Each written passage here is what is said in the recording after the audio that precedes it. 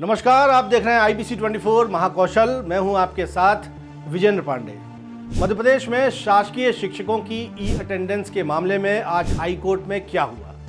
ये सवाल तमाम शिक्षक पूछ रहे हैं और आज के इस वीडियो में इसकी डिटेल जानकारी, पुख्ता जानकारी सबसे पहले और पुष्ट जानकारी मैं आपको इस वीडियो में देने जा रहा हूँ। दरअसल हाई कोर्ट ने पिछली सुनवाई में याचिकाकर्ता 27 शिक्षकों और राज्य सरकार की ओर से पेश किए गए एफिडेविट को रिकॉर्ड पर रख लिया था और इस मामले की अगली सुनवाई 7 नवंबर को तय की थी। आज यानी 7 नवंबर को इस मामले पर सुनवाई हुई और मध्य प्रदेश के स्कूल शिक्षा जगत से लेकर तमाम शिक्षकों की नज़र high court, Jabalpur high court की तरफ थी। तो इस वीडियो में मैं आपको दिखाने जा रहा हूँ कि आज हाई कोर्ट में शिक्षकों की ई अटेंडेंस के मामले पर क्या सुनवाई हुई और हाई कोर्ट का कौन सा दिशा निर्देश सामने आया।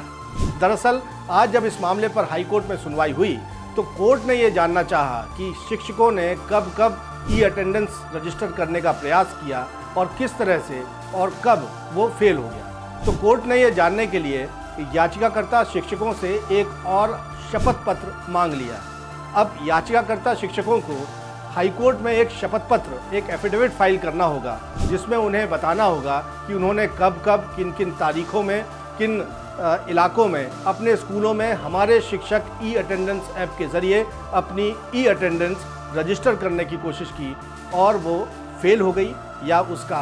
हश्र क्या हुआ। तो ये जानकारी अब याचिकाकर्ता शिक्षकों को हाई कोर्ट में पेश करनी होगी और फिर हाई कोर्ट इस पर अगर कोई क्वेरी होगी तो राज्य सरकार से इस पूरे मसले पर आगे जवाब मांग सकता है। दरअसल हाई कोर्ट ये जानना चाहता है कि शिक्षकों की ओर से जो बात कही जा रही है कि हमारे शिक्षक ई ऐप में, एप्लीकेशन में कुछ तकनीकी खामियां हैं, इसका नेटवर्क कनेक्शन का बड़ा कंसर्न है, बड़ा इशू है, या ये बार बार लॉग आउट हो जाता है, या इसको लेकर जो खामियां गिनाई गई हैं कि नेटवर्क कनेक्टिविटी इसमें होती है और रियल टाइम अटेंडेंस रजिस्टर नहीं होती। तो कोर्ट ये चाहता है कि इस बात को, इन आरोपों को कागज़ पर पुख्ता कर लिया जाए और इन आरोपों के समर्थन में अब शिक्षकों को हाई कोर्ट में एफिडेविट फाइल करके ये बताना होगा कि किन किन तारीखों में उन्होंने हमारे शिक्षक ऐप में ई अटेंडेंस दर्ज करने का प्रयास किया और उसका अंजाम क्या हुआ। और कोर्ट ने इस एफिडेविट को फाइल करने के लिए 27 याचिकाकर्ता जो शिक्षक हैं उनको समय दिया है और इस मामले पर अगली सुनवाई